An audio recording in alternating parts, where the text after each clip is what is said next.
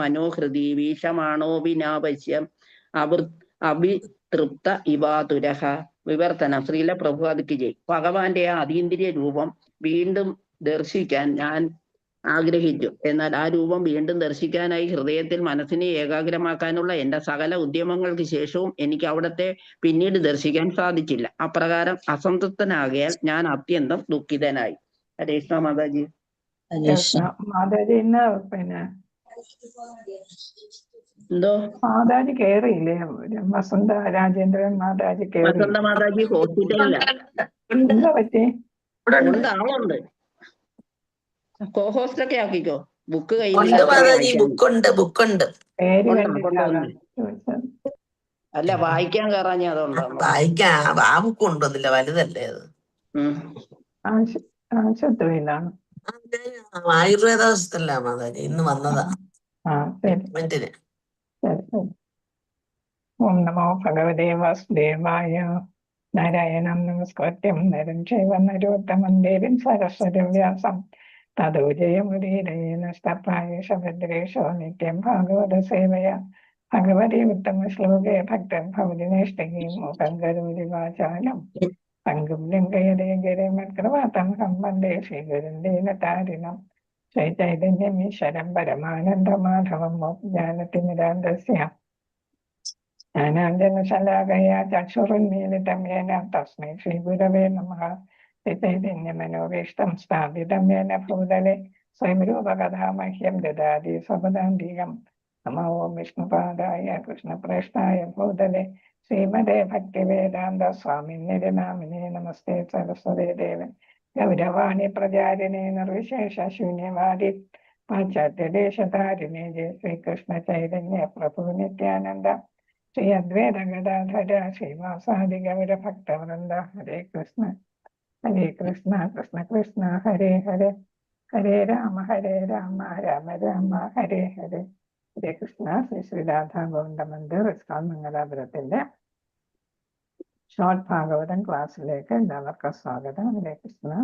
ഹരേ കൃഷ്ണ മാതാജി പ്രണാമം. ഹരേ കൃഷ്ണ മാതാജി പ്രണാമം. പ്രണാമം മാതാജി. ഹരേ കൃഷ്ണ. ഹരേ കൃഷ്ണ. നമുക്കിന്ന് 13-ാമത്തെയാണ് പഠിക്കേണ്ടത്. ഹരേ കൃഷ്ണ. ഓം നമോ ഭഗവതേ വാസുദേവായ. ഏകൈകശോ അംഗാനി ധിയ അനുഭാവേത്. പാദാദി എന്നാണ്. പാദാദി യാവത് ഹസിതം ഗദാഭൃതഃ ജിതം ജിതം സ്ഥാനമബോഹ്യ ധാരയേത് പരം പരം ശുദ്ധ്യതി ധീരത്. ഇവിടെ ധീ യഥാ യഥാ എന്നാണ്. ധീ യഥാ യഥാ എന്നാണ്. ധീരഥാ യഥാ യഥാ. ഏകൈകശോ അംഗാനി ധിയ അനുഭാവേത് പാദാദി യാവത് ഹസിതം ഗദാഭൃതഃ ജിതം ജിതം സ്ഥാനമബോഹയത് ധാരയേത് പരം പരം ശുദ്ധ്യതി ധീ യഥാ യഥാ. ധീരഥാ യഥാ നടക്കണ. ധീഹ യഥാ യഥാ. ഒരാൾ വായിച്ചോളൂ. ഹരേ കൃഷ്ണ. ഞാൻ വായിക്കാം. ഓം നമോ ഭഗവതേ വാസുദേവായ. ഏകൈകശോ അംഗാനി ധിയാനുഭാവയേത് പാദാദിയാവത് ഹസിതം ഗദാഭൃതഃ ജിതം ജിതം സ്ഥാനമബോഹ്യ ധാരയേത് പരം പരം ശുദ്ധ്യതി ധീ യഥാ യഥാ. ഹരേ കൃഷ്ണ. ധീര്യാന്നില്ലേ മാതാജി? ധീയുള്ള ഇവിടെ താഴെ കിടപ്പുണ്ട്.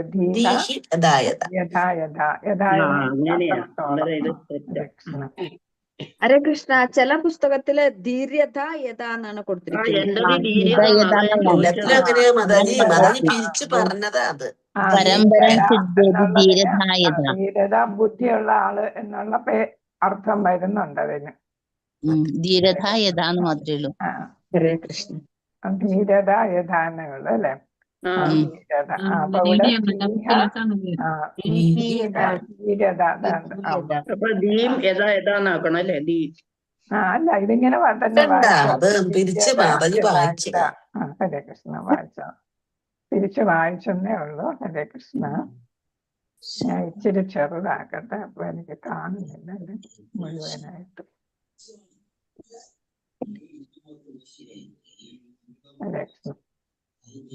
വിവർത്തനം ഭാവാർത്ഥം ശ്രീല പ്രഭുപാദർ കി ജയ്.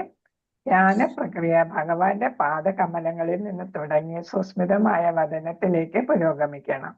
ധ്യാനം ആദ്യം അദ്ദേഹത്തിന്റെ പാദകമലങ്ങളിലും പിന്നെ കാൽവണ്ണകളിലും അനന്തരം തുടകളിലേക്കും ഏകാഗ്രമാക്കണം. ഭഗവാന്റെ വിഭിന്ന അംഗങ്ങളിൽ മനസ്സ് എത്രത്തോളം സ്ഥിരീകൃതമായി തീരുന്നുവോ അത്രത്തോളം ബുദ്ധി ശുദ്ധമായി തീരുന്നു.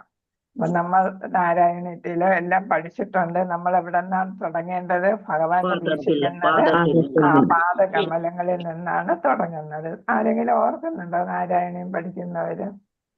ഭഗവാന്റെ വർണ്ണന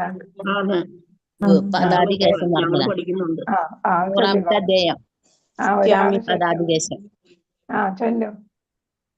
അഗ്രേ പശ്യാമി തേജോ നിബിഡതരകളായ അവലീലോഭനീയം പീയൂഷാപ്ലാവിദോഹം തദനു തദുതരേ ദിവ്യകൈശോരവേഷം താരുണ്യാരംഭരമ്യം പരമസുഖരസാസ്വാദരോമാഞ്ചിതാംഗൈ രാവീദം നാരദാദ്യൈ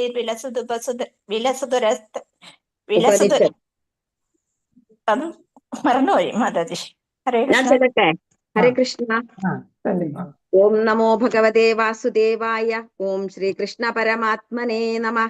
ഓം അഗ്രേ പശ്യാമി തേജോ ദിവിഡതരകളായാവലീലോഭനീയം പീയൂഷപ്ലാവിതോഹം തദനു തദുദരേ ദിവ്യകൈശോരവേഷം താരുണ്യാരംഭരമ്യം പരമസുഖരസാസ്വാദരോമാഞ്ചിതാംഗേ ആവീതം നാരദാദിർസതുപനിഷത്സുന്ദരീ മണ്ഡലേച്ച നീലാഭം കുഞ്ചിതാഗ്രം ഘനമമലതരം സംയതം ചാരുഭംഗ്യാ രത്നോത്തം സാഭിരാമം വലയിതമുദയ ചന്ദ്രകേ പിഞ്ചജാലേ മന്ദാരശൃംനിവീതം തവ മൃദുകപരീഭാരമാലോകയേഹം ദിഗ്ധശ്ചേതോദ്രപുണ്ഡ്രാമഭിതസുലളിതം ബാലബാലേന്ദുവീഥിം ഹൃദ്യം പൂർണ്ണാനുകമ്പാർണവ മൃദുലഹരി ചഞ്ചലഭ്രൂവിലാസേ ആനീലസ്നിഗ്ധപക്ഷ്മാവലി പരിലസിതം നേത്രയുഗ്മം വിഭൂതേ സാന്ദ്രച്ഛായം വിശാലാരുണകമലദളാകാരമാമുഗ്ധതാരം കാരുണ്യാലോകലീലാ ശിശിരിതഭുവനം ക്ഷിപ്യതാം മയ്യനാഥേ ഉത്തുംഗോല്ലാസിനാസം ഹരിമണിമുകുരപ്രോല്ലസത്കണ്ഠപാളി വ്യാലോലൽക്കർണപാശാഞ്ചിതമകരമണി കുണ്ടലദ്വന്ദ്വദീപ്രം ഉന്മീലത്തന്തപങ്ക്തിസ്ഫുരതരുണധരച്ഛായ ബിംബാദരാന്തപ്രീതി പ്രസ്യന്തി മന്ദസ്മിത മധുരതരം വക്രമുൽഭാസതാം മേ ബാഹുത്വന്തേന രത്നോജ്വലവലയഭൃത ശോണപാണിപ്രവാളേനോപാതാം വേണുനാളിം പ്രസൃതനഖമയൂഖാങ്കുലീ സംഘശാരാം കൃത്വാ വക്രാരവിന്ദേ സുമധുര വികസദ്രാഗമുദ്ഭവ്യമാനേ ശബ്ദബ്രഹ്മാമൃതേസ്ത്വം ശിശിരിതഭുവനെ സിഞ്ച മേ കർണവീഥിം ഉത്സർപ്പത് കൗസ്തുഭശ്രീതതിഭിരരുണിതം കോമളം ഖണ്ഡദേശം വക്ഷശ്രീവത്സരമ്യം തരളതര സമുദ്ദിപ്രാഹാരപ്രധാനം നാനാവർണപ്രസൂനാവലികിസലൈനിം വന്യമാലാം വിലോലല്ലോലംബം ലംബമാനാം പുരസി തവ തഥാ ഭാവയേ രത്നമാലാം അംഗേ പഞ്ചാംഗരാഗേ അതിശയ വികസ സൗരഭാകൃഷ്ടലോകം ലീനാനേകത്രിലോകീ വിദിതമഭികൃശം ബിഭ്രതം മധ്യവല്ലിം ശക്രാശ്മന്യസ്തപ്തോജ്വലകനകനിഭം പീതചേനം ദദാനം ധ്യായാമോദിതരശ്മി സ്ഫുടമണിരചനാ കിങ്കിണീ മണ്ഡിതം ത്വാം ഉരു ചാരൂതവോരു ഘനമതൃണരുചോ ചിത്രചോരൗരമായ വിശ്വക്ഷോഭം വിചങ്ക്യ ധ്രുവമനിശമുപോ പീതചേലാവൃതാംഗൗ ആനമ്രാണം പുരസ്താന്യസനധൃത സമസ്താർത്ഥപാളീ സമുദ്ഗച്ഛായം ജാനുദ്വയം ചക്രമപൃഥുലമനോട്മേ ച ജംഗേ നിഷേവേ മഞ്ജീരം മഞ്ജുനാദേരിവതമ ഭജനം ശ്രേയ ഇത്യാലബന്ധം പാദാഗ്രം ക്രാന്തിമജ്ജത് പ്രണതജനമനോ മന്ദരോദ്ധാര കൂർമ്മം ഉത്തുംഗതാമ്രരാതിൽ നഗര ഹിമകര ജ്യോത്സ്നയാശ്രിതാനാം സന്താപത്വന്തഹന്ത്രിം തതിമനുകലയേ മംഗലാമംഗുലീനാം യോഗീന്ദ്രാണാം ത്വദംഗേഷധിക സുമധുരം മുക്തിഭാജാം നിവാസോ ഭക്താനാം ഭക്താനാം കാമവർഷത്തു ദുരികിസലയം നാഥതേ പാദമൂലം നിത്യം ചിത്തസ്ഥിതം മേ പവനപുരപദേ കൃഷ്ണ കാരുണ്യ സിന്ധോ ഹൃദ്വാ നിശേഷതാപാൻ പ്രതിശതു പരമാനന്ദ സന്തോഹ ലക്ഷ്മിം അജ്ഞാത്വാ തേ മഹത്വം യതിഹ നിഗദിതം വിശ്വനാഥ മതി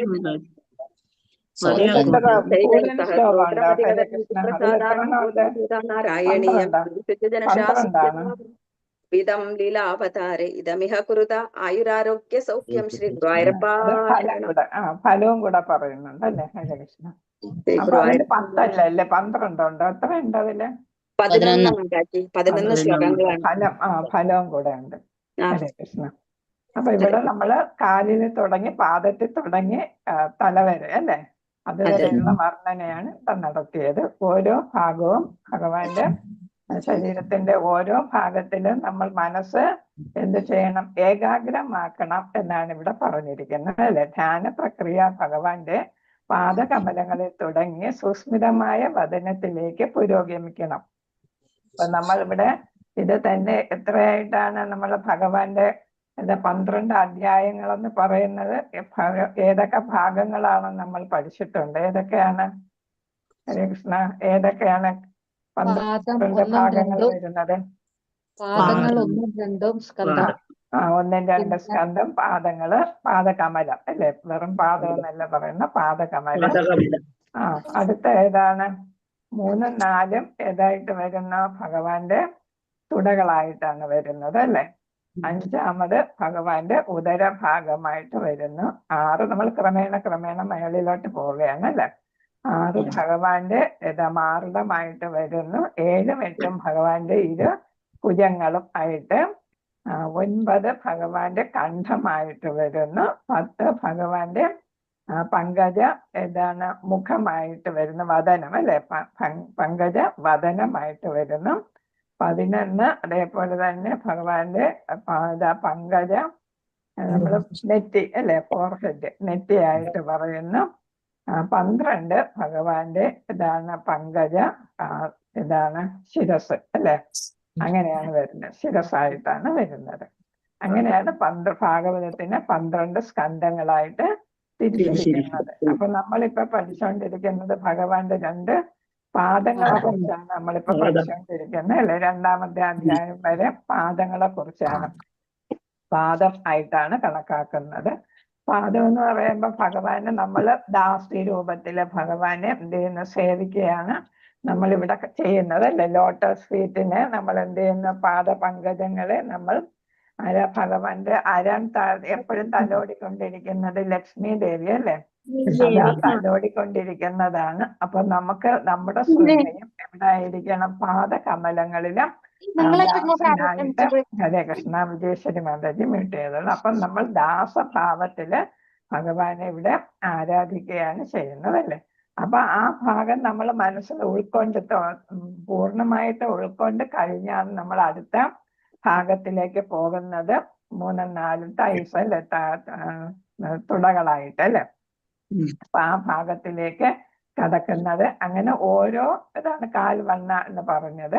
അങ്ങനെ എന്നിട്ട് തുടകളിലേക്ക് അങ്ങനെ ഓരോ ഭാഗവും നമ്മൾ ഏകാഗ്രമാക്കണം എന്ന് പറയുമ്പോൾ ഭഗവാനെ കുറിച്ചുള്ള പൂർണ്ണ ജ്ഞാനം അതാത് സ്കന്ധങ്ങളിൽ നമ്മൾ വ്യക്തമായിട്ട് നമുക്ക് ഒരു ധാരണ ഉണ്ടാകണം അല്ലെ.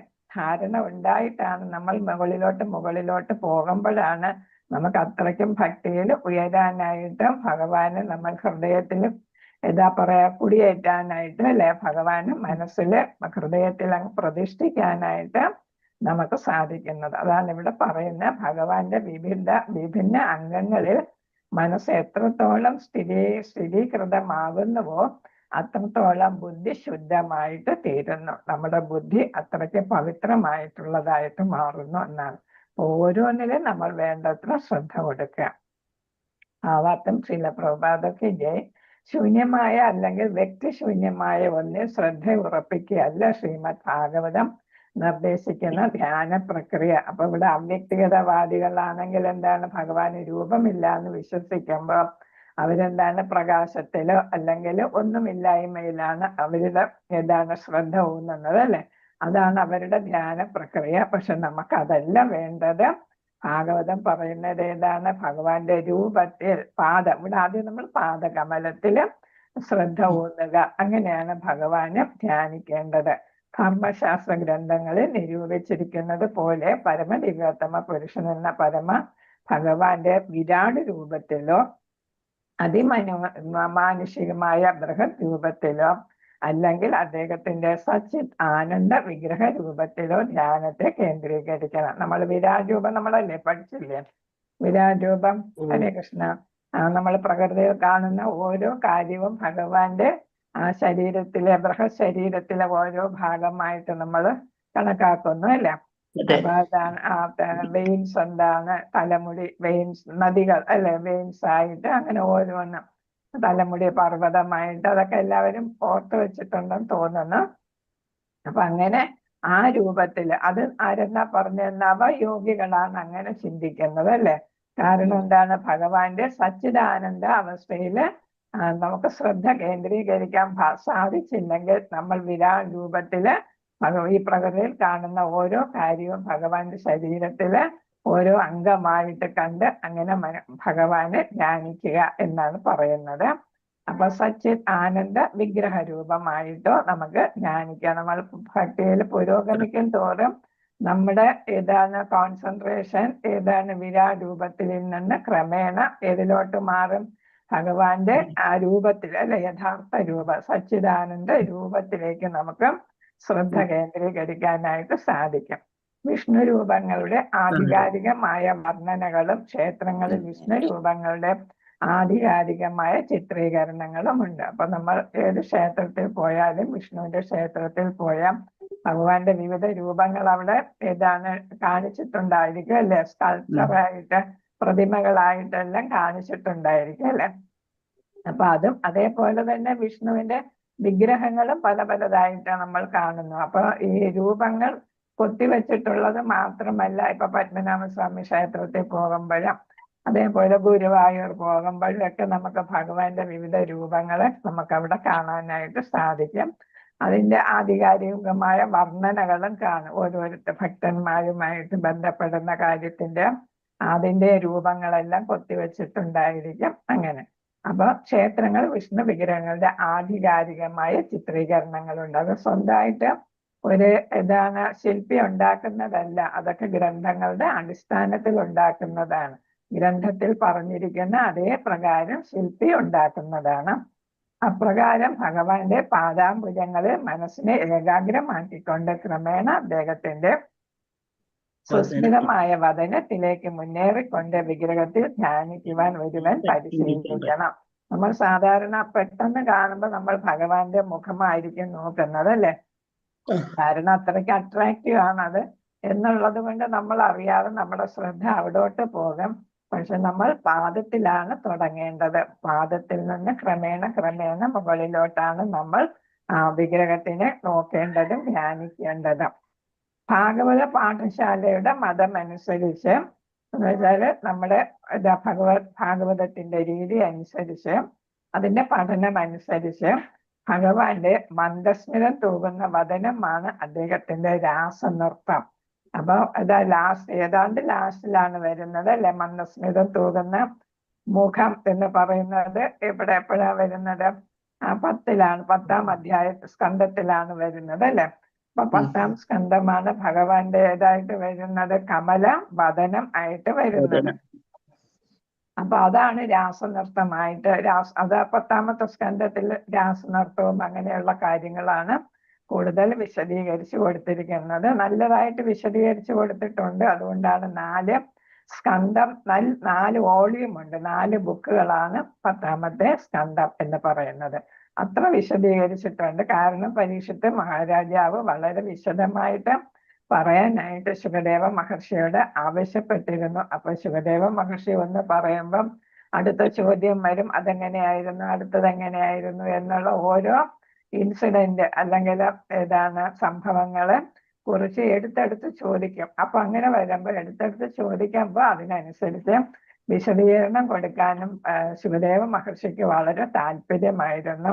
അങ്ങനെയാണത് നീണ്ടുപോയതെന്നാണ് പറയുന്നത്. ഒരുവൻ ഭഗവത് പാദ പത്മങ്ങളിൽ നിന്നും ഉത്തരോത്തരമായി ഭഗവത് വദനത്തിലേക്ക് പുരോഗമിക്കണമെന്ന് ഈ ശ്ലോകത്തിൽ നിർദ്ദേശിച്ചിരിക്കുന്നതിനാൽ നാം ഉടനെ രാസനൃത്തത്തിൽ ഭഗവത് ലീലകളെ കുറിച്ച് മനസ്സിലാക്കുന്നതിനായി പ്രവേശിക്കരുത്, എടുത്തു ചാടരുത്.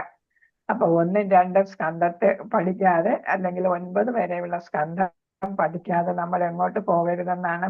10ാമത്തെ സ്കന്ധം പഠിക്കാനായിട്ട് പാടില്ല. കാരണം നമ്മൾ പാദകമലങ്ങളിൽ നിന്ന് ക്രമേണയാണ് ഉത്തരോത്തരമായി എന്ന് വെച്ചാൽ മുകളിലോട്ട് എന്നാണ്. അപ്പൊ അങ്ങനെ ക്രമേണയാണ് നമ്മൾ എവിടെ എത്തേണ്ടത്? മുഖത്തിലെത്തേണ്ടത്, അല്ലെ? ഭഗവാന്റെ പങ്കജ വദനത്തിലെത്തേണ്ടത്. അല്ലാതെ അവിടെ പറഞ്ഞിരിക്കുന്ന ഭഗവത് ലീലകളെ നമുക്ക് ശരിയായിട്ടുള്ള രീതിയിൽ ഉൾക്കൊള്ളാനായിട്ട് സാധിക്കത്തില്ല. അപ്പൊ നമ്മൾ വിചാരിക്കും 10ാമത്തെ സ്കന്ധം ആദ്യമായിട്ട് വായിക്കുന്ന ഒരു സാധാരണക്കാരന് തോന്നും ഇതെല്ലാം എന്താണ്? ഭൗതികമായിട്ടുള്ള കാര്യങ്ങളാണ്, ലീലകളാണ്. പുരുഷനും അതേപോലെ തന്നെ യുവതികളുമായിട്ടുള്ള ബന്ധത്തെ കുറിച്ച് പറഞ്ഞിരിക്കുന്നു എന്ന് തെറ്റിദ്ധരിക്കാനായിട്ട് ഇടയുണ്ട്. അപ്പൊ അത് കാരണം 9 സ്കന്ധങ്ങളും, അതായത് ഭഗവാന്റെ മറ്റ് ശരീരഭാഗങ്ങളും വർണ്ണന നന്നായിട്ട് മനസ്സിലാക്കിയിട്ട് വേണം 10ാമത്തെ സ്കന്ധത്തിലേക്ക് നമുക്ക് എത്തേണ്ടത് എന്നാണ് ഇവിടെ പറയുന്നത്. ഭഗവത് പദ്മങ്ങളിൽ തുളസിയും പുഷ്പങ്ങളും അർപ്പിച്ചുകൊണ്ട് നമ്മുടെ ശ്രദ്ധ കേന്ദ്രീകരിക്കുന്നതിന് പരിശീലിക്കുന്നതാണ് ഉത്തമം. അപ്പൊ നമ്മൾ ഭഗവാന്റെ പാദങ്ങളെ നല്ല പോലെ എന്ത് ചെയ്യണം? ആരാധിച്ച് അതിൻ്റെ കൊണ്ടിട്ടാണ് തുളസിയും മറ്റ് പുഷ്പങ്ങളും അർപ്പിച്ചുകൊണ്ട് നമ്മൾ അതിൽ ശ്രദ്ധ കേന്ദ്രീകരിക്കണം. അതൊരു പരിശീലനം, സാധനയാണ് പറയുന്നത്, അല്ലേ? അപ്പൊ അങ്ങനെ സാധന ചെയ്ത് വേണം മേലോട്ട് നമ്മൾ പോകാൻ. അങ്ങനെയാണ് ഭാഗവതവും പഠിക്കേണ്ടത്. ഇവണ്ണം അർച്ചന പ്രക്രിയയിലൂടെ നാം ക്രമേണ ശുദ്ധീകരിക്കപ്പെടുന്നു, പവിത്രീകരിക്കപ്പെടുന്നു. അപ്പൊ നമ്മുടെ സാധനയിലൂടെ, ഏത് സാധനയാണ് ഇവിടെ ചെയ്യുന്ന? അർച്ചന എന്നുള്ള സാധന, അല്ലേ? അതിലൂടെ നമ്മൾ ശുദ്ധീകരിക്കപ്പെടുകയാണ്. ഭഗവാനെ, അതായത് അദ്ദേഹത്തിന്റെ വിഗ്രഹത്തെ വസ്ത്രം ധരിപ്പിക്കുന്നതും സ്നാനം ചെയ്യിക്കുന്നതും അതുപോലെയുള്ള മറ്റുള്ള അതീന്ദ്രിയ പ്രവർത്തനങ്ങളും നമ്മുടെ അസ്തിത്വത്തെ പവിത്രീകരിക്കാനായിട്ട് സഹായകമാകുന്നു. അപ്പൊ ഭഗവാന് വിവിധ തരം സേവകൾ നമ്മൾ ചെയ്യുമ്പോൾ, അതൊരു സാധനയായിട്ട് ചെയ്യുമ്പോൾ നമ്മൾ എന്ത് ചെയ്യുന്നു? നമ്മുടെ അസ്തിത്വം എന്ന് പറയുന്നത് നമ്മൾ ഭഗവാന്റെ ഭാഗമാണ് എന്നുള്ള ആ വിശ്വാസമാണ്, അല്ലെ? ആ അറിവ്, ആ ജ്ഞാനം ദൃഢീകരിക്കുന്നതാണ്. നമ്മൾ ധാമത്തിലായിരുന്നു എന്നൊക്കെയുള്ള, നമുക്കൊരു സ്വരൂപമുണ്ട് എന്നൊക്കെയുള്ള ആ വിശ്വാസം നമ്മൾ എന്ത് ചെയ്യുന്നു? നമ്മുടെ ഹൃദയത്തെ പവിത്രീകരിക്കുന്നു. ഹൃദയ മാലിന്യങ്ങളെല്ലാം നീക്കം ചെയ്യാനായിട്ട് സഹായിക്കും. നാം പരിശുദ്ധിയുടെ ഉന്നത തലത്തിലെത്തുമ്പോൾ ഭഗവാന്റെ മന്ദഹസിക്കുന്ന വദനമോ രാസനൃത്തമോ ദർശിച്ചാൽ നമുക്ക് അദ്ദേഹത്തിന്റെ പ്രവർത്തനങ്ങളെ ആസ്വദിക്കാൻ കഴിയും. അപ്പൊ ആധ്യാത്മികതയിൽ ആസ്വാദനം നടത്തുന്നതിന് വേണ്ടിയിട്ടാണ് ഈ പറയുന്നത്, അല്ല ഭൗതികമായിട്ടല്ല. നമ്മൾ എന്ത് ചെയ്യുന്നു? അതീന്ദ്രിയ തലത്തിൽ ഭഗവാനെ വീക്ഷിക്കാനായിട്ടും ഭഗവാന്റെ രാസലീലകൾ ആസ്വദിക്കാനും നമുക്ക് സാധിക്കും, ആധ്യാത്മികതയിൽ ആസ്വദിക്കാനായിട്ട്. ആകയാൽ ശ്രീമദ് ഭാഗവതം ദശമസ്കന്ധത്തിൽ അധ്യായം 29 മുതൽ 29 34ാമത്തെ ശ്ലോകത്തിൽ ഭഗവാന്റെ നൃത്തലീലകൾ വർണ്ണിച്ചിരിക്കുന്നു. അപ്പൊ ഇതില് ഏതാണ് 29 എന്താണ് പറയുന്നത്? 29ാം അധ്യായത്തില് 34ാമത്തെ ശ്ലോകത്തിലാണ് അത് പറഞ്ഞിരിക്കുന്നത്. ഞാൻ നോക്കിയില്ല. അപ്പൊ അവിടെ എന്താണ്? ഭഗവാന്റെ രാസലീല നൃത്തങ്ങൾ ഉള്ളതായിട്ടാണ് ഇവിടെ പറഞ്ഞിരിക്കുന്നത്. ഹരേ കൃഷ്ണ. ഭഗവാന്റെ അതീന്ദ്രിയ രൂപത്തിൽ പാദപത്മങ്ങളോ കാൽവണ്ണകളിലോ ഊരുക്കളിലോ മാറിടത്തിലോ ഒരുവൻ എത്രത്തോളം ഏകാഗ്രനായി ഇരിക്കുന്നുവോ അത്രത്തോളം അവൻ പരിശുദ്ധനായി തീർന്നിരിക്കുന്നു. അപ്പൊ ഇവിടെ 34ാമത്തെ ശ്ലോകം പറയുന്നത് ചിത്തം സുഖേന ഭവതാപഹൃദം ഗ്രഹേഷു യത്നിർവിഷാദി ഉദകരാം അഭിഗൃഹ്യ കർത്തേ പാദോ പദം ന ചലതാത് തവ പാദമൂലാത് യാമ കഥം വ്രജം അധോ കരവാമ കിംവ എന്നാണ് ഇവിടെ പറഞ്ഞിരിക്കുന്നത്. അപ്പൊ അതായത് ഭഗവാന്റെ രാസലീലയെ കുറിച്ചുള്ള വർണ്ണനയാണ്. അപ്പൊ ഇവിടെ പറയുന്നത് ഗോപസ്ത്രീകൾ പറഞ്ഞിരിക്കുന്നതാണ്, ഇതുവരെ ഞങ്ങളുടെ മനസ്സ് ഗ്രഹകാര്യങ്ങളിൽ മുഴുകിയിരുന്നു. അന്ന് ഞങ്ങളുടെ മനസ്സും കരങ്ങളും അതിൽ നിന്നും എളുപ്പത്തിൽ കവർന്നെടുത്തു. അങ്ങനെ കമലത്തിൽ നിന്നും ഞങ്ങളുടെ കാലുകൾ ഒരു സ്റ്റെപ്പ് പോലും മുന്നോട്ട് നീങ്ങുന്നില്ല. ഞങ്ങൾ എങ്ങനെ വ്രജത്തിൽ തിരിച്ചുപോയി കർമ്മങ്ങൾ ചെയ്യും എന്നാണ് ഈ ശ്ലോകം പറയുന്നത്. അപ്പൊ എന്താണ്, ഗൃഹജോലികളിൽ ഏർപ്പെട്ടിരുന്നവരാണ് ഈ യുവതികളെല്ലാം അല്ലെ. ഭഗവാന്റെ വയസ്സ് എത്ര, 10 താഴെ ഉള്ളൂ അല്ലെ. അപ്പൊ ഗൃഹജോലികളിൽ നിമഗ്നരായിരുന്ന യുവതികളെല്ലാം കുഞ്ഞുങ്ങളെയും ഭർത്താവിനെയൊക്കെ സേവിക്കുകയും അതേപോലെ തന്നെ കിച്ചണിൽ എന്താണ് ആഹാരം ഉണ്ടാക്കുകയൊക്കെ ചെയ്തിരുന്നവരാണ്. ഭഗവാന്റെ ഓടക്കുഴലിന്റെ നാദം കേട്ട് എല്ലാം കളഞ്ഞിട്ട് ഓടി വന്നിരിക്കുന്നത് അല്ലെ. അപ്പൊ അവർ പറയുന്നത് ഭഗവാന്റെ ഏതാണ് പാദപങ്കജങ്ങൾ എന്ത് ചെയ്തിരിക്കുന്നു, ഞങ്ങളെ അത്രയധികം ആകർഷിച്ചിരിക്കുന്നു. അതേപോലെ തന്നെ ഭഗവാന്റെ മുഖവും അങ്ങനെ അതേപോലെ നമ്മളെ ആകർഷിച്ചു. അപ്പൊ അങ്ങനെ വരുമ്പോ നമ്മുടെ കരങ്ങളും കാലുകളും ഒന്നും മനസ്സും ഒന്നും എന്ത് ചെയ്യുന്നില്ല, വീട്ടിലെ കാര്യങ്ങൾ ചെയ്യുന്നതിന് വേണ്ടി നമുക്ക് ശ്രദ്ധ ചെലുപ്പിക്കാനായിട്ട്, അല്ലെങ്കിൽ ഇവിടെ നിന്ന് അങ്ങോട്ട് പോകാൻ പോലും ഞങ്ങൾക്ക് സാധ്യമാകുന്നില്ല. ഒരു സ്റ്റെപ്പ് മുന്നോട്ട് വയ്ക്കാൻ പോലും ഞങ്ങൾക്ക് സാധിക്കുന്നില്ല. അത്രയ്ക്ക് എന്ത് ചെയ്തോ ഞങ്ങള് പിടിച്ചെടുത്തിരിക്കുകയാണ്, ഞങ്ങളെ അട്രാക്ട് ചെയ്തിരിക്കുകയാണ് എന്നാണ് പറയുന്നത്. അപ്പൊ തിരിച്ച് വ്രജത്തിൽ പോകാനായിട്ട് ഞങ്ങൾക്ക് എങ്ങനെ സാധിക്കും, ഞങ്ങൾ പോയി കർമ്മം എങ്ങനെ ചെയ്യാം എന്നാണ്. അപ്പൊ അതാണ് ഭഗവാന്റെ ആകർഷണം എന്ന് പറയുന്നത് അല്ലെ, സർവ ആകർഷകൻ എന്ന് പറയുന്നത് അതാണ്. അപ്പൊ അതാണ് ഇവിടെ പറഞ്ഞിരിക്കുന്നത്. രാസനൃത്ത ലീലകൾ അതിൽ വർണ്ണിച്ചിരിക്കുന്നത്. അപ്പൊ രാസലീലയില് ഏർപ്പെട്ടിരുന്ന ഗോപികമാരൊന്നും ചെയ്യാൻ സാധിക്കുന്നില്ല, തിരിച്ചു പോകാനായിട്ട് ആഗ്രഹിക്കുന്നില്ല, അവർക്കതിന് സാധിക്കുന്നില്ല. ഭഗവാന്റെ ഇത് രാസലീല എന്ന് പറയുന്നതും അതീന്ദ്രിയതയിലുള്ള രാസലീലയാണ്. അവിടെ ഭൗതികമായിട്ടുള്ള ഏതൊരു കാര്യവും അവിടെ വരുന്നില്ല എന്നുള്ളതാ. ഭഗവാന്റെ അതീന്ദ്രിയ രൂപത്തിൽ പാദപത്മങ്ങളിലോ കാൽവണ്ണങ്ങളിലോ ഊരെന്ന് പറയുമ്പം തുട ഒരുവൻ എത്രത്തോളം ഏകാഗ്രനാകുന്നുവോ അത്രത്തോളം അദ്ദേഹം പരിശുദ്ധനാകുന്നു. അപ്പൊ ഇതിൽ സ്പഷ്ടമായി പറഞ്ഞിരിക്കുന്നു, ബുദ്ധി അധികതരമായി പരിശുദ്ധമായി തീരുന്നു എന്നാണ്. അധികതരം അല്ലെ, അധികതരം അധിക തമം നമ്മൾ പഠിച്ചിട്ടുണ്ട് അല്ലെ. ഇതിലെ പഠിച്ച കോൺഫിഡൻഷ്യൽ നോളജിൽ നമ്മൾ പഠിച്ചിട്ടുണ്ട് അല്ലെ. കോൺഫിഡൻഷ്യൽ നോളജ് അടുത്തത് എന്താണ്, മോർ കോൺഫിഡൻഷ്യൽ, ഏറ്റവും ഇത് വരുന്ന മോസ്റ്റ് കോൺഫിഡൻഷ്യൽ. അന്ന് ഭഗവത്ഗീതയെ നമ്മൾ പഠിച്ചിട്ടുള്ളതാണ്. അപ്പൊ ഇവിടെ അധികതരം ആയിട്ട് എന്ന് വെച്ചാൽ വളരെ വളരെ ബുദ്ധി പരിശുദ്ധമായി തീരുന്നു, അത്രത്തോളം ഒരുവൻ ഇന്ദ്രിയ ആസക്തിയിൽ നിന്ന് വിമുക്തനായി തീരുന്നു എന്ന് അർത്ഥമാക്കുന്നു.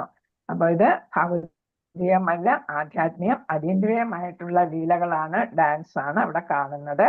ഇന്ദ്രിയ ആസ്വാദനത്തിൽ വ്യാപൃതമായതിനാൽ ജീവിതത്തിന്റെ വർത്തമാന ബദ്ധാവസ്ഥയിൽ നമ്മുടെ ബുദ്ധി കളങ്കിതമാണ്. അപ്പൊ നമ്മൾ രാസലീലയെ പഠിച്ചിട്ടുണ്ട്. എന്താണ്, ഓരോരുത്തർക്കും ഓരോ ഗോപികയ്ക്കും തോന്നിയിട്ടുണ്ട് ഭഗവാൻ എന്നോടാണ്, എന്നോടൊപ്പമാണെന്നല്ലേ. ആ തരത്തില് ഭഗവാന്റെ അവിടെ എന്താണ് അതീന്ദ്രിയമായ ശക്തി പ്രകടിപ്പിക്കാനും അവിടെ ഭഗവാൻ ആ അവസരത്തിൽ ഉപയോഗിക്കുകയാണ് ചെയ്യുന്നത്. അപ്പൊ ഇവിടെ എന്താണ്, ഇന്ദ്രിയ ആസ്വാദനത്തിൽ വ്യാപൃതമായതിനാൽ ജീവിതത്തിന്റെ വർത്തമാന ബദ്ധാവസ്ഥയിൽ നമ്മുടെ ബുദ്ധി കളങ്കിതമാണ്. പ്രഭാതൻ നമ്മുടെ ഇപ്പോഴത്തെ ബുദ്ധിയുമായിട്ടൊരു താരതമ്യം ചെയ്യുകയാണ്. ഭഗവത് അതീന്ദ്രിയ രൂപത്തിലുള്ള ധ്യാനഫലം ഇന്ദ്രിയ ആസ്വാദനങ്ങളിൽ നിന്നുള്ള നിർമുക്തതയായി ഒരുവന് പ്രകടമാകും. ഇപ്പൊ നമ്മളിപ്പൊ തന്നെ ഭാഗവതം കേൾക്കുന്നു, ഭഗവത്ഗീത പഠിച്ചു അല്ലെ. അങ്ങനെ വന്നപ്പോ തന്നെ നമുക്ക് ഭൗതികമായിട്ടുള്ള കാര്യങ്ങൾ കാണാനും കേൾക്കാനും ഒക്കെ താല്പര്യം കുറഞ്ഞിട്ടുണ്ട് അല്ലെ. അപ്പൊ നമ്മൾ TV സീരിയൽ അതൊക്കെ പിന്നെ മറ്റ് ബുക്കുകൾ ആവശ്യമില്ലാത്ത മാഗസീൻസ് ഒക്കെ വായിക്കുന്നതൊക്കെ നമ്മൾ കുറച്ചിട്ടുണ്ട്. അല്ലെങ്കിൽ നമ്മൾ അതൊക്കെ ആസ്വദിച്ച് വായിക്കുമായിരുന്നു. ഇപ്പൊ നമ്മൾ വിചാരിക്കും, നമുക്ക് ഇത് യൂട്യൂബില് ഏത് കേൾക്കാം, ഭഗവാനെ കുറിച്ചുള്ള ഏതെങ്കിലും ക്ലാസ്സുകൾ കേൾക്കാം അല്ലെ. അങ്ങനെയൊക്കെ നമ്മൾ ആ സമയം ഉപയോഗിക്കുകയാണ് ചെയ്യുന്നത്. ആകയാൽ ധ്യാനത്തിന്റെ പരമമായ ഉദ്ദേശ്യം ഒരുവന്റെ ബുദ്ധിയുടെ പരിശുദ്ധീകരണമാണ്. അപ്പൊ നമ്മൾ ധ്യാനിക്കുന്നത്, മന്ത്രം ചൊല്ലുന്നതും ഭഗവാനെ ധ്യാനിക്കുന്നതും ഒക്കെ എന്തിനാണ്? നമ്മുടെ ബുദ്ധി പരിശുദ്ധമാക്കാനാണ്, സദ്ബുദ്ധി തരാനാണ് അല്ലെ. അപ്പൊ നമുക്ക് സദ്ബുദ്ധി കിട്ടും. ഇന്ദ്രിയ ആസ്വാദനത്തിൽ അത്യന്തം ലീനനായവരെ അർച്ചനയിൽ പങ്കെടുക്കുവാനോ അല്ലെങ്കിൽ രാധാകൃഷ്ണ അല്ലെങ്കിൽ വിഷ്ണു രൂപ വിഗ്രഹങ്ങളിൽ സ്പർശിക്കാനോ അനുവദിക്കരുത്. അപ്പൊ ശ്രീല പ്രഭുപാദർ ഒരു ഇതാണ് നിയന്ത്രണം തന്നിരിക്കുകയാണ് അല്ലെ.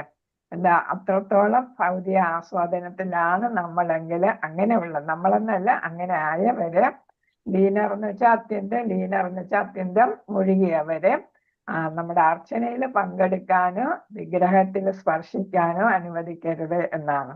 അവരെ സംബന്ധിച്ചിടത്തോളം അടുത്ത ശ്ലോകത്തിൽ പ്രതിപാദിച്ചിരിക്കുന്നത് പോലെ ഭഗവാന്റെ ബൃഹത്തായ വിരാട് രൂപത്തെ ധ്യാനിക്കുന്നതാണ് ഉത്തമം.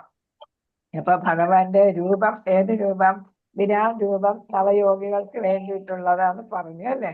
അപ്പൊ ഭൗതികതയിൽ നിന്ന് തികച്ചും മോചനം നേടാത്തവര് ഭഗവാന്റെ വിരാട് രൂപത്തെ ധ്യാനിച്ചോട്ടെ. യഥാർത്ഥത്തിലുള്ള വിഗ്രഹമൂർത്തിയൊന്നും ആരാധിക്കാനോ തൊടാനോ ഒന്നും അനുവദിക്കരുത്. ആകയാൽ അവ്യക്തവിധവാദികളെയും ശൂന്യവാദികളെയും ഭഗവാന്റെ വിശ്വരൂപത്തിൽ ധ്യാനിക്കാനും അതേസമയം ഭഗവത് ഭക്തരെ ക്ഷേത്രത്തിലെ വിഗ്രഹാരാധനയിന്മേൽ ധ്യാനിക്കാനും നിർദ്ദേശിച്ചിരിക്കുന്നു. അപ്പൊ ഭക്തർ എന്ത് ചെയ്യുന്ന? ഭഗവാനെ യഥാർത്ഥത്തിൽ ആരാധിക്കുന്ന, വിശ്വസിക്കുന്ന അല്ലെ, ആ ഭക്തർ ക്ഷേത്രത്തിലെ വിഗ്രഹാരാധനയിൽ പങ്കെടുക്കുന്നു, അതേ ഭഗവാനെ ധ്യാനിക്കുന്നു. അതേസമയം എന്ത് ചെയ്യുന്നു? ശൂന്യവാദികളും എന്ന് വെച്ചാൽ, ശൂന്യവാദികൾ എന്ന് വെച്ചാൽ ആത്മാവില്ല, ഭഗവാനില്ല എന്നൊക്കെ പറയുന്നവർ, അതേപോലെ ഭഗവാന് രൂപമില്ലെന്ന് പറയുന്ന അവ്യക്തിഗതവാദികളും എന്താണ്? വിശ്വരൂപത്തിൽ ധ്യാനിച്ചോട്ടെ എന്നാണ്. അപ്പൊ അവർക്ക് എന്താണ് കിട്ടാൻ പോകുന്നത്? അവർക്ക് ഭഗവാന് ഒരിക്കലും ലഭ്യമാവില്ല അല്ലെ. നിർവ്യക്തിഗതവാദികളും ശൂന്യവാദികളും അവരുടെ ആത്മീയ പ്രവർത്തനങ്ങളിൽ പര്യാപ്തമാം വിധം ശുദ്ധീകരിക്കപ്പെടുകയാണെങ്കിൽ അർച്ചന അവരെ ശുദ്ധീകരിക്കപ്പെടായകയാൽ അർച്ചന അവരെ ഉദ്ദേശിച്ചിട്ടുള്ളതല്ല. അപ്പൊ എന്താണ്? ബുദ്ധിയും മനസ്സും ഹൃദയവും എല്ലാം ശുദ്ധീകരിച്ചാലേ നമുക്ക് ഏതിൽ പങ്കെടുക്കാൻ പാടുള്ളൂ എന്നാണ് പറയുന്നത്? അർച്ചനയിൽ പങ്കെടുക്കാൻ. അതായത് വിഗ്രഹത്തില് നമ്മൾ ആരാധിക്കുന്ന അല്ലെങ്കിൽ ഭഗവാന്റെ ചിത്രത്തിൽ ആരാധിക്കുന്നത് നമുക്ക് ചെയ്യാനായിട്ട് സാധിക്കൂ. അതുവരെ നമ്മൾ വിരാട് പുരുഷ രൂപത്തില് വേണമെങ്കിൽ അവർക്ക് ആവശ്യമുണ്ടെങ്കിൽ ഭഗവാനെ ആരാധിക്കാം. പക്ഷെ അതിന്റെ ഫലം എന്തായിരിക്കും? അവർക്ക് ഒരിക്കലും മോക്ഷമോ അല്ലെങ്കിൽ ഭഗവാന്റെ അനുഗ്രഹമോ ലഭിക്കുകയുണ്ടാവില്ല അല്ലെ. ഹരേ കൃഷ്ണ. നമുക്കിവിടെ നിർത്താം. വാഞ്ചകൽപത രൂപശ കൃപാ സിന്ധുഭ്യേവ പരിധാനം പാവനേഭ്യോ വൈഷ്ണവേഭ്യോ നമോ.